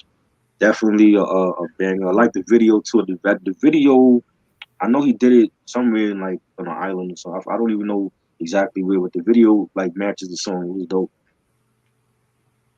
Yeah, man, I definitely love that joint right there. It's a feel good, timeless track right there, in my opinion. Yeah, Um, next track is called Strange. Again, another very dope track. Strange. right, With this song right here, he's talking about like this girl who's pretty much rich and things like that who meets OC, right, and next thing you know, they end up having fucking sex, and he calls her Strange, like he calls her Strange throughout the fucking joint, and the second verse happened, and she's over here saying that the girl only responds to men because the men want her for the money and right, stuff like that, because she's pretty much like a sugar mama, if you that makes she's pretty much like a sugar mama in a weird right, way. right. So then, yeah, by the third verse and stuff like that, that's when they're getting it in and shit. You know what I'm saying? So yeah, very very dope joint. Yeah, Strong J. Mm. Yeah, definitely a dope song. Real melodic. I like the beat and the hi hats and the keys on it. OC talking about when he met her, saying shopping in the city one day on my way, met a red bone by the name of Strong J, 5'6", body thick, silky. She can make the hardest man melt and turn milky. And I like the chorus, Strong J, the beautiful thing I must say. Her body got curves like waves in the bay, lips like smooth, just like Alizé, the biz I couldn't see her blowing my way. Love that track. Definitely a banger, one of my favorites on the album as well. Yes sir, yes sir. Then we're gonna get into Mug. Um, very very very dope joint. It also features Freddie Fox. Just them just going in on the fucking mic and stuff like that. Yeah. Um, the first verse is pretty much OC. Um, Second verse is Freddie Fox, and the third verse is both of them together. Hmm. And things of that nature. Again, Freddie Fox, he shows out on this fucking track, but OC is not too far behind too. And that's the Right, thing about OC. He can definitely hold his own when it comes to like him collaborating with all these like heavyweights, with the organized confusion right. to Chub Rock, to J. Rue the Damager and stuff like that. You Hmm. know. he can definitely hold his own, which one thing I can respect about him. Yeah, this joint I like. I prefer Win the G more, but this joint was just as dope, and again has like that classic like premiere production. Like this song could have been on like Moment of Truth. Like that beat, I could definitely hear Guru on his beat. Real nice banger. Bumpy saying like in D&D, I can't see a gang of nobody seeing me. You know, was giving a reference to the D&D studios that they used to always work at, and they Right. shut down. Definitely a great collab again. Yeah, very dope collab.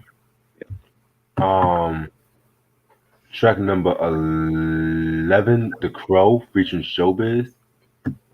Yeah, just like how Lord Finesse was like the only cat on, that was his only production on the OC album. This was like the only Showbiz production on Jewelz, which it kind of struck me because I've all these years I've always thought that him and Showbiz did some tracks together in the past, but oh Right. wow, it took me by surprise. But But I think he did some stuff on the latter album, right, and on like the DRTC albums and stuff he was on. yeah, I definitely hear what you're saying now and stuff like that. Yeah, Um, yeah, very, very, very dope joint right here. Showbiz, man, and just like with Primo and I feel like Showbiz had a good year in '97 too, yeah, especially with that one track he did for Karis One called "A Friend." yeah. Oh That was God, dope. That was dope. my favorite KRS One song on period. Like that beat alone, that that's like really like one of the first times classical and hip hop really mended well together and shit. Right, definitely. Yeah, this was a dope beat. Real melodic. I like the keys in it. It's like chanting from like some kids in the background. You remember the kids in the background chanting? Ah, la la. They're like chanting in the background and shit. Yeah. Like some like a bunch. I don't want to say Indian kids, but they were like it was like a bunch of kids like just chanting on the track. But definitely Hold on. really a You, dope you track. still up? Huh? Hold on, right quick. I'm fixing something on my microphone.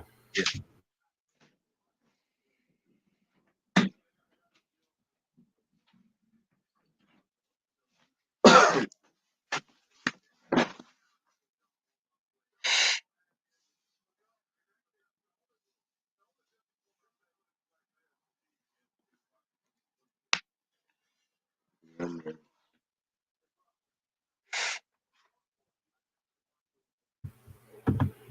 My fault. My microphone was messing up and shit. So But yeah, I definitely hear what you're saying. Definitely hear what you're saying about that track and stuff like that. Yeah, man. You know, showbiz. what was he talking about? The crow. Like it wasn't actually about the crow. Oh well. Pretty much. What I got is from the crow. I guess it was like some mystical creature or some shit like that. Some of his storytelling on this album, to be real with you, it was just so abstract. It was It was so abstract. So, even like the some of the lyrics. I'm like, this dude was definitely smoking something when he was making this album. but yeah, but that's the thing. Like the album took like three. It was a 3 year difference from like Word Life and that time. And at the time, like just like Biggie Mhm. again, and it's like with Life After Death. Life After Death, he was still talking about his usual stuff, but as his storytelling got more cinematic with Life After Death too, whereas with OC storytelling got more abstractual with Jewels. And that's one thing I kind of respect about OC because it just shows you how much of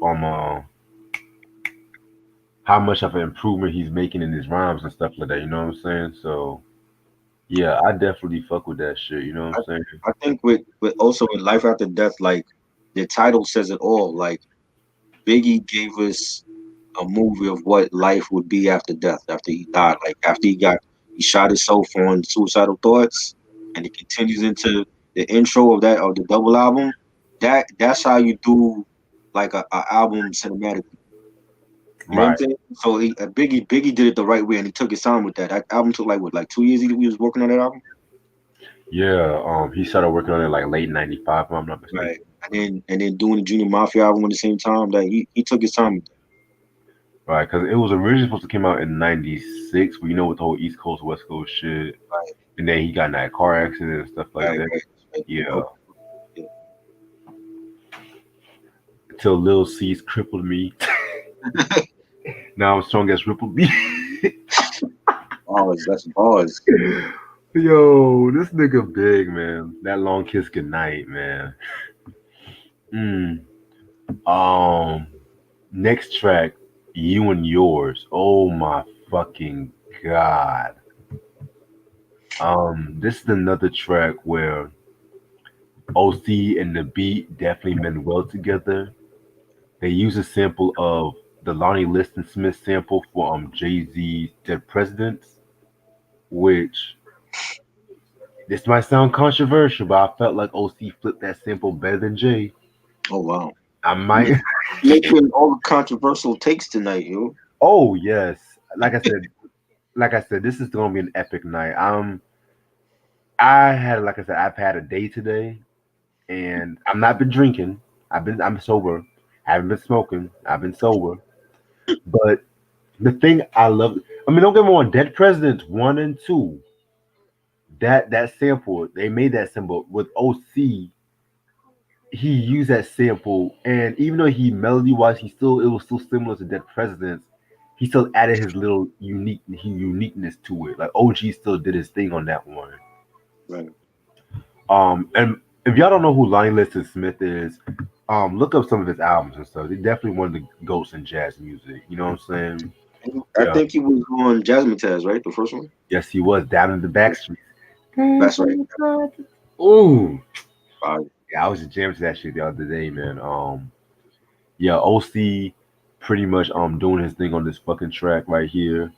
I love the line where he says, "As sure as my name is OC, I hold much testosterone instead of like horse." This I can't talk. Y'all know what line I'm talking about. I'm maximum human saxophone. You respect what I'm saying, like Al Capone. You crumb. You know. The East Coast loved them some Al Capone around that time. yeah. All these, I think fucking J. Rue the Damage was man that one day track. Mm-hmm. But yeah, very very dope shit right here. Oh, I yeah. swear these two people never quit. I'm sorry, What's that? these cats never quit with one another. God damn, You talking about?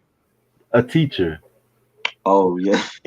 He Wait, ne- I didn't like the ending. So I I'm, want to see. I want to hear what you think about the ending. I didn't like it. okay, I'm watching that now. Yeah. I'll talk a little bit of Power and a teacher after the review and stuff.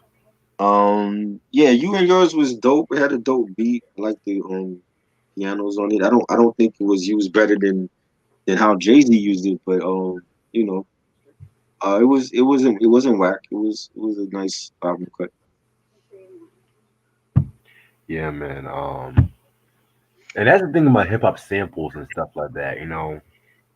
It's like people will flip the same sample, but they will add their own uniqueness to it. Like these days, not everyone's using the same drum beats with everything, same 808, the same hi hat. It's like everything's. I can't even tell who I'm listening to on the radio these days. I never thought I would hear myself say that But as a music head, but it's like I listen to the radio. I uh, listen to a beat. I'm over here thinking it's one song, but then it turned out to be another song, and it's just I don't it's like no imagination.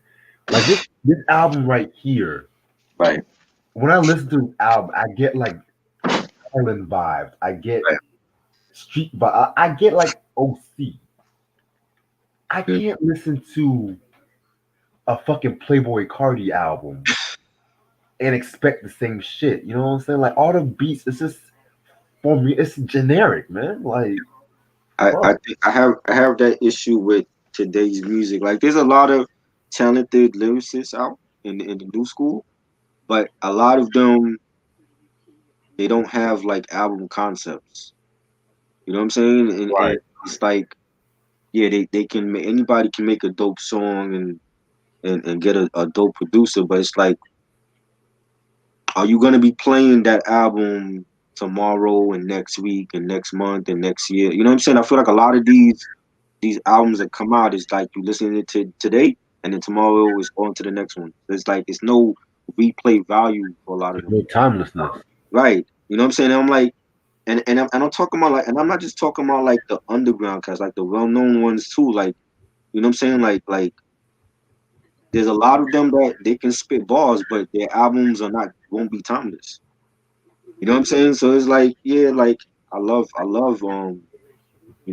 Flea Lord and artists like that, and it's like, am I gonna be bumping Flea Lord in 10 years? You know what I'm saying? Yeah, It's just a lot of them that they're put up on a pedestal and they can rhyme, but are their albums gonna be timeless? Or people gonna be bumping their albums in 20 years? And for a lot of them, I don't think they're gonna. I really don't. You know what I mean? About people say like Griselda give them that feel like Wu-Tang. Are you gonna be bumping Griselda in 20 years? You feel me?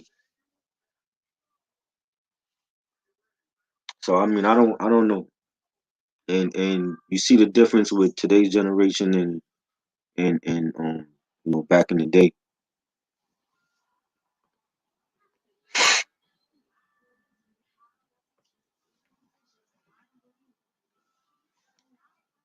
We lose Reg. I think we lost Reg, yo.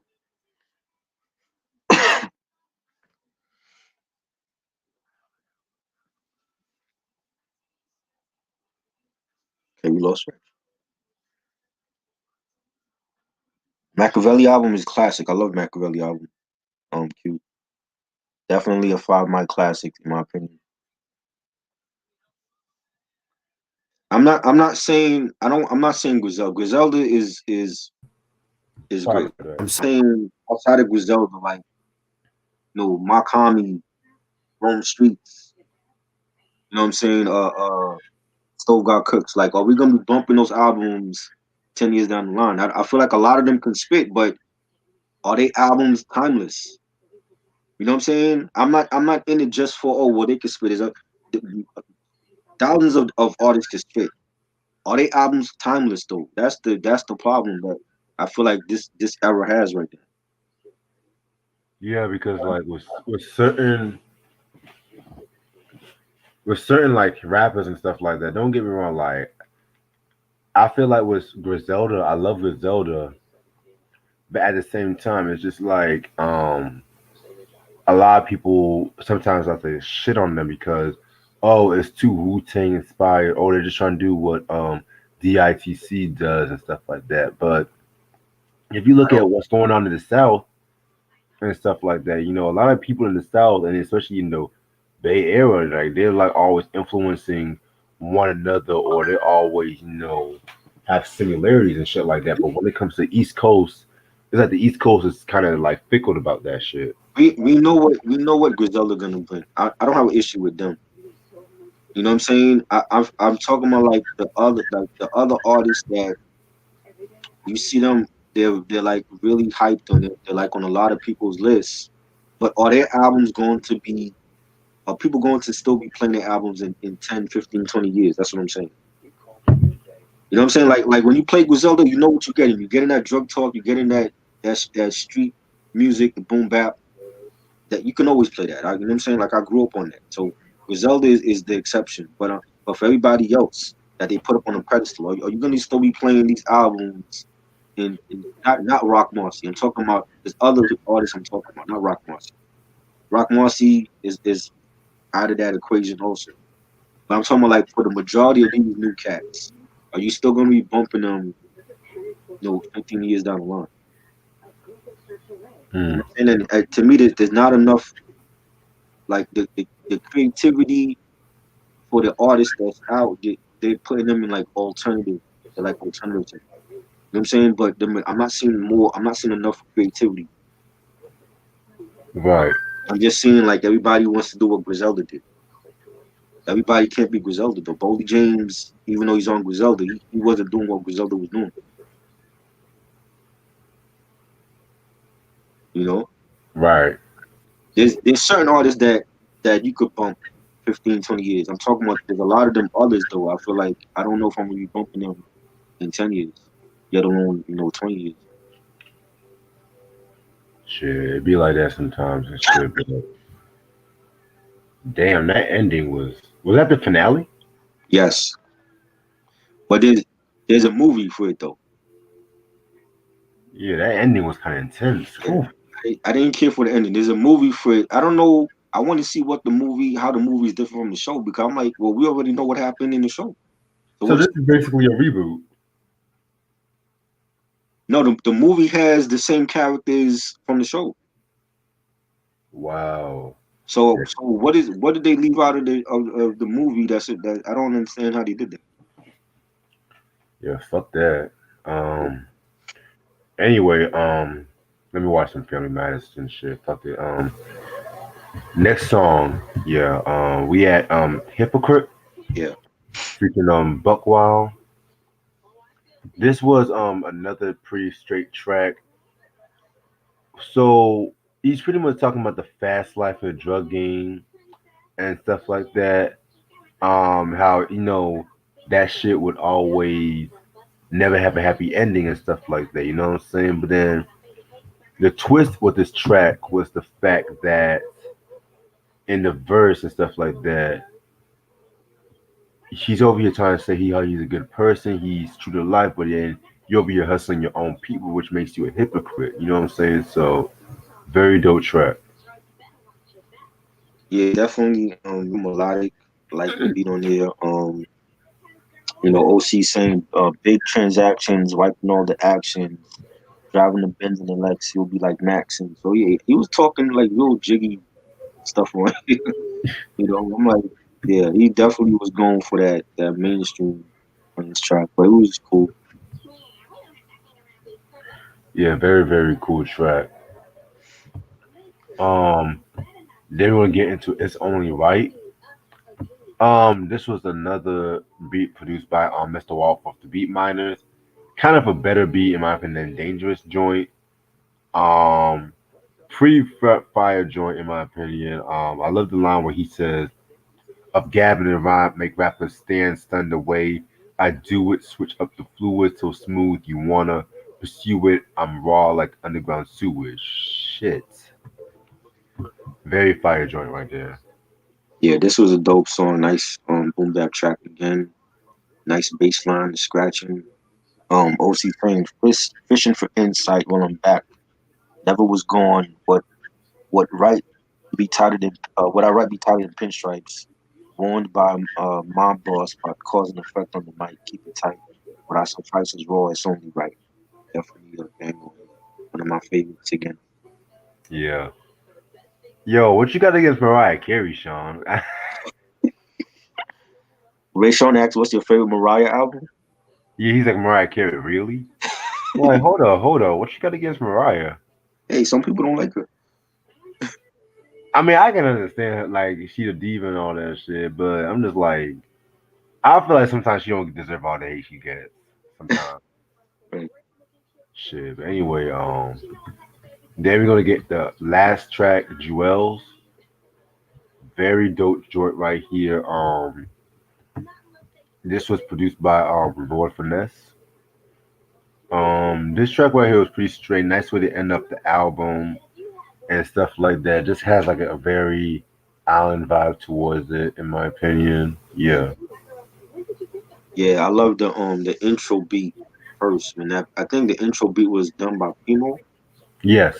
Primo didn't do the whole track though, so it's like they only used the intro beat, and then I forgot who produced the Jewelz track, but I like that little intro beat with the pianos, and that was like a little melodic sample he used, and then the main beat was dope with the guitar strings. Love Mhm. that.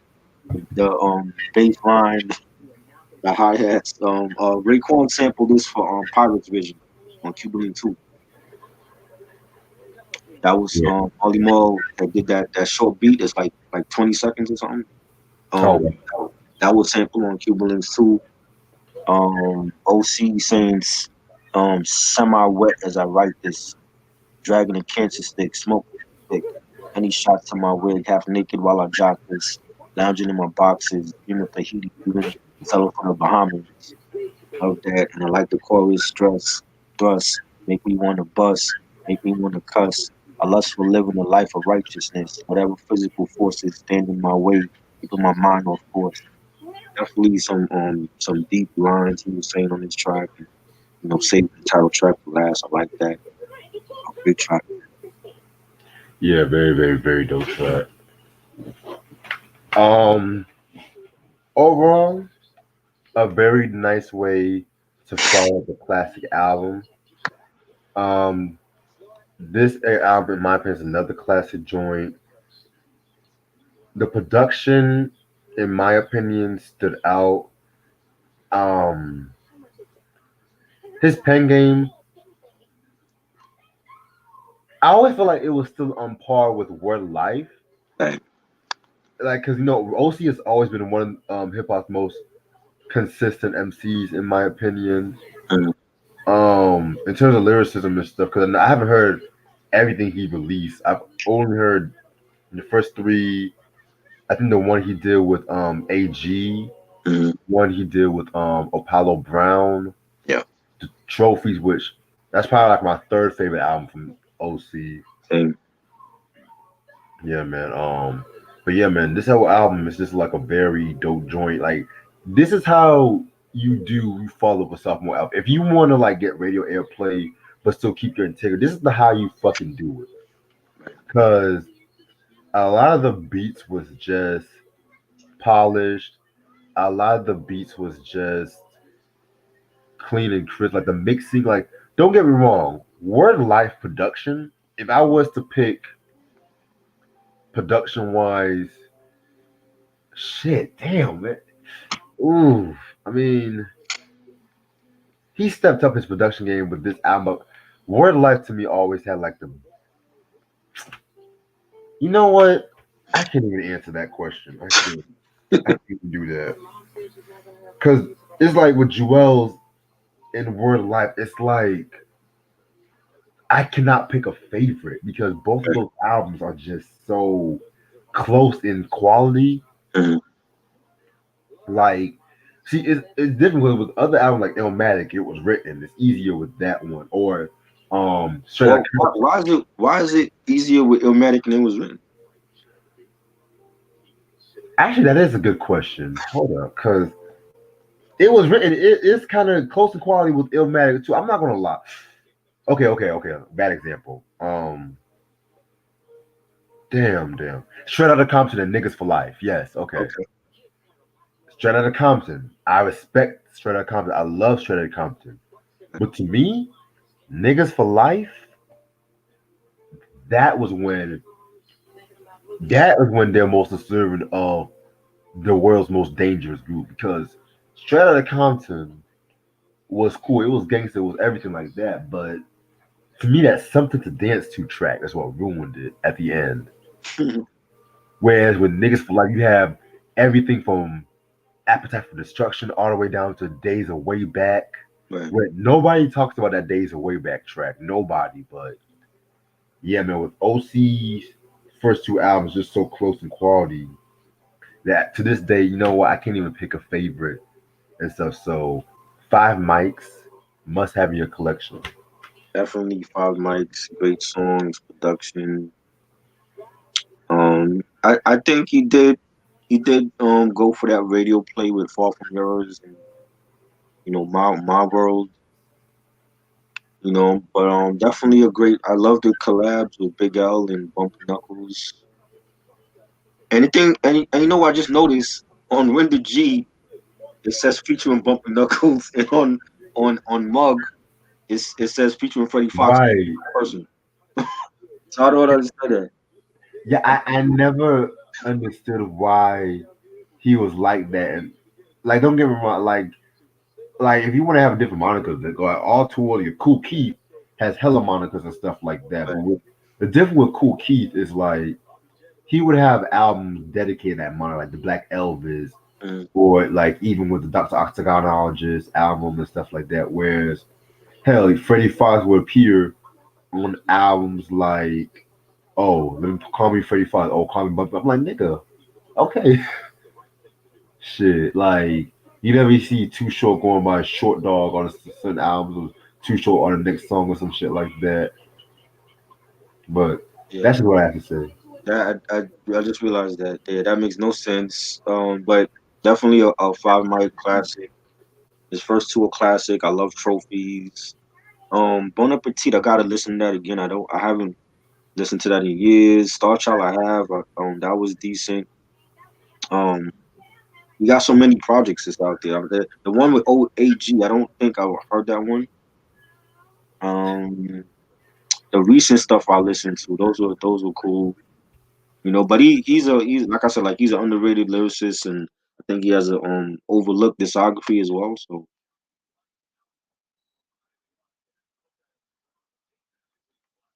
yeah, definitely Find My Classic. So I'm talking about Purple Rain.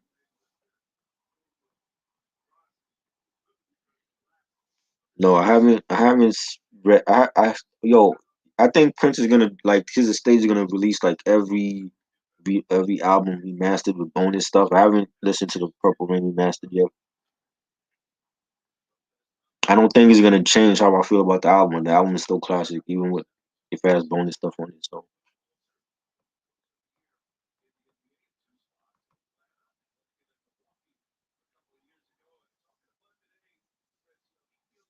they put in Purple Rain on HBO. Oh wow,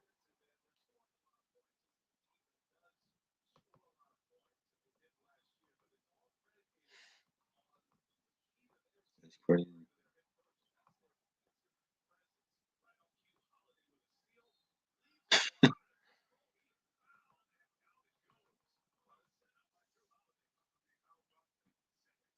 Mariah Carey. Wow.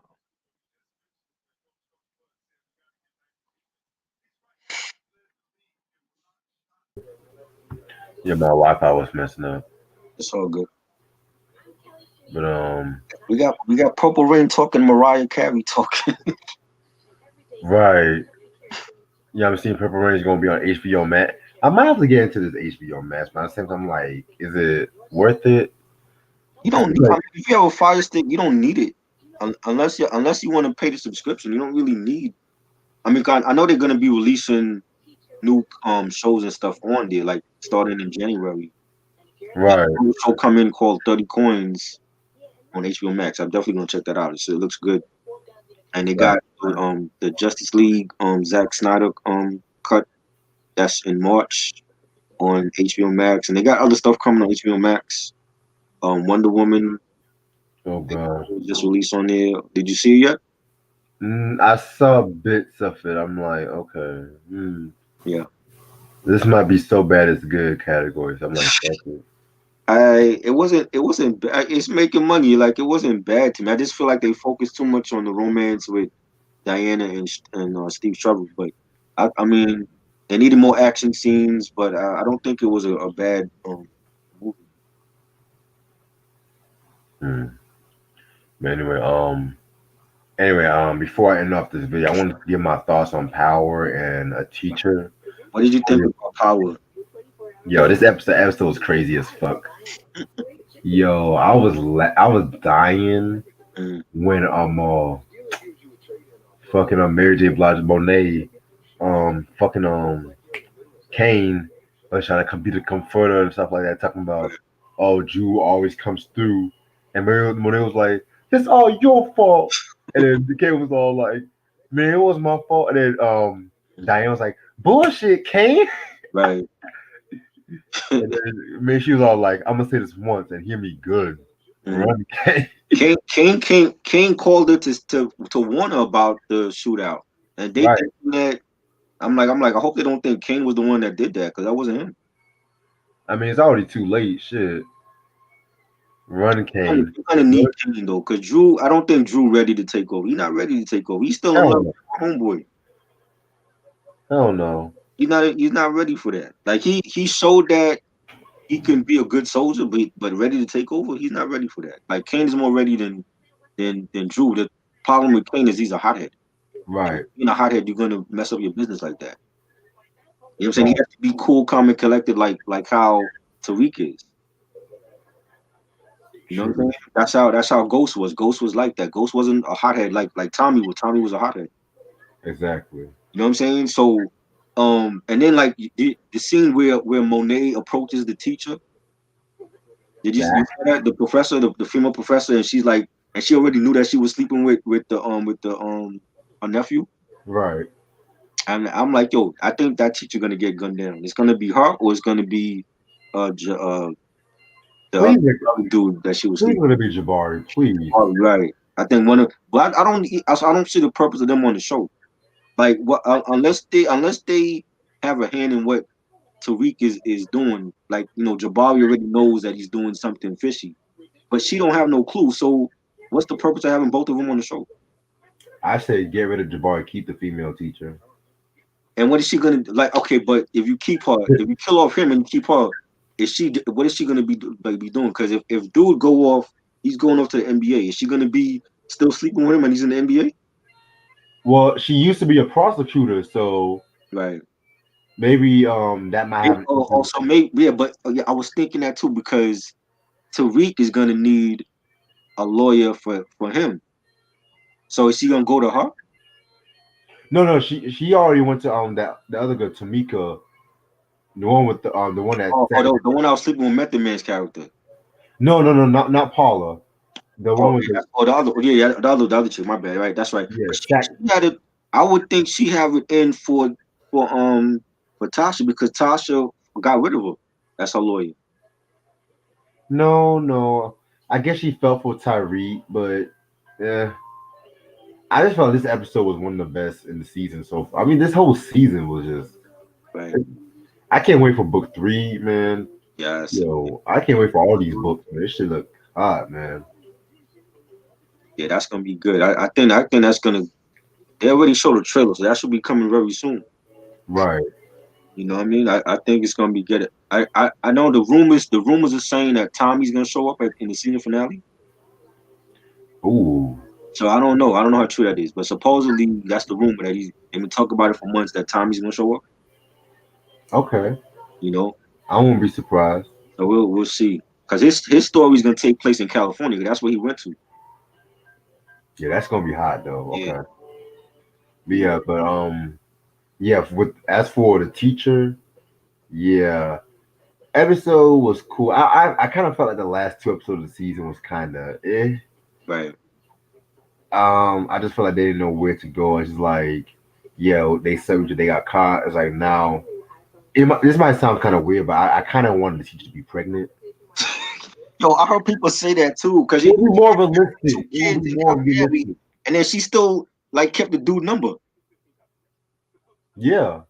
So she it's like she had an issue being committed because why if you got married with two kids, why are you still keeping the dude number from 10 years ago?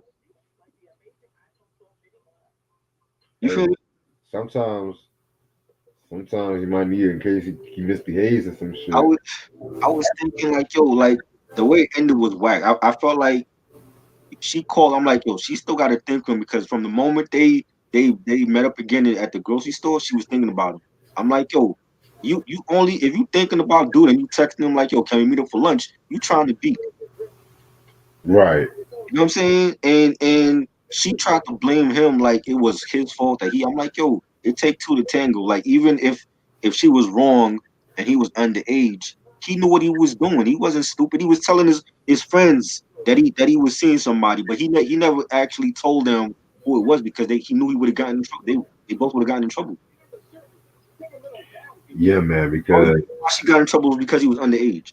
You know, I'm like coworkers sleep with each other every day, B. That's nothing new. right. You Shit. know. I just felt like they both were wrong in this case. Right. I'm like, and he was still like sleeping with other chicks. I'm like, yo, this dude, like, he's still banging other chicks. Like, he was banging Allison back when he was dating her in high school. And somebody was like, oh, well, something about women don't do that. I'm like, yo, trust me, women sleep with guys just for sex too. It ain't just the men. Right. You know what I'm saying? There's Yeah. women there's women that they just want sex and they don't want no being tied down in a relationship. So don't act like it's a guy because it's not. Shit, that's crazy as hell though. You know. But yeah, But they got the movie. You gotta check the movie. I'm gonna see if I seen somebody on YouTube do a review on the movie. So I want to see the movie and see how it differs from the show. yeah, I definitely gotta beat the movie now and shit. Definitely. Yeah. But anyway, I'm actually about to end it off for the night. Yes, I did hear about that song, Lily Allen. That song came out like in the 2000s. I want to say. Mhm. Yeah, I gotta hear that track and shit. Yeah. But yeah, this might actually be the last live video of 2020. Cause I know the R. Kelly video is gonna be Friday. The Love Letter joint. I thought it was tomorrow. You said what? I thought it was tomorrow. Hold up. Did I say that? Hold up. You said Wednesday. Damn, I did say that. What? Wow. Wow. I could have sworn I said Friday, but So it's gonna be Friday. let me double check. Let me just see if I said it. Let me see what I said to Ashley.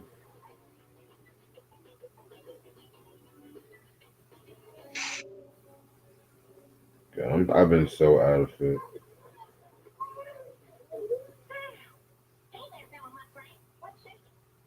Yeah, we're doing internal affairs is gonna be next week, right? Yeah, Terminal Affairs is next week. Yeah. Yeah, Lily Allen is she was a dope artist. I think she stopped singing to be like a mother now. I haven't heard from her in years. Yeah, cause yeah, let's reschedule that because I actually has to work Wednesday and stuff like that. So So Friday night at not at 11. I'll give you a final answer. Let me give you a final answer on that because damn, I was fucking up some shit, man. But I'll give you a final answer on that because I got messed up on some shit. But yeah, man, definitely should check these reviews out. And like I mentioned before, the Sunday after next, I'm wanting this my last video before I go on my little break. So yes, sir. Overall, this has been very fun. Classic album. LP, Jewelz, Word Life, classic. Likes. Yes. And I guess the next person we're gonna talk about Lord Finesse's albums next. Yes. Yeah, because I was like, I knew we were missing somebody Yeah. from DITC and stuff like that. I was like, And the other Big L album. oh yeah, that's gonna be the finale, the big picture. Um, because yeah, like I said, I'm gonna come back to like certain DITC, I like Bon Appetit and all that shit, but we can talk about Lord Finesse's albums. Like I know we can do a review on The Awakening because I done a review on that years ago, but to be real, I didn't like that review. Okay. So yeah, a lot of my reviews I'm not liking now that I'm looking back on them now and shit. But fuck yeah, at least I'm humble about it. You was evolving as a content creator, so Right. But other than that, hope everyone has a good night. I'm actually about to go chill for the night. Been a long day. Peace. peace.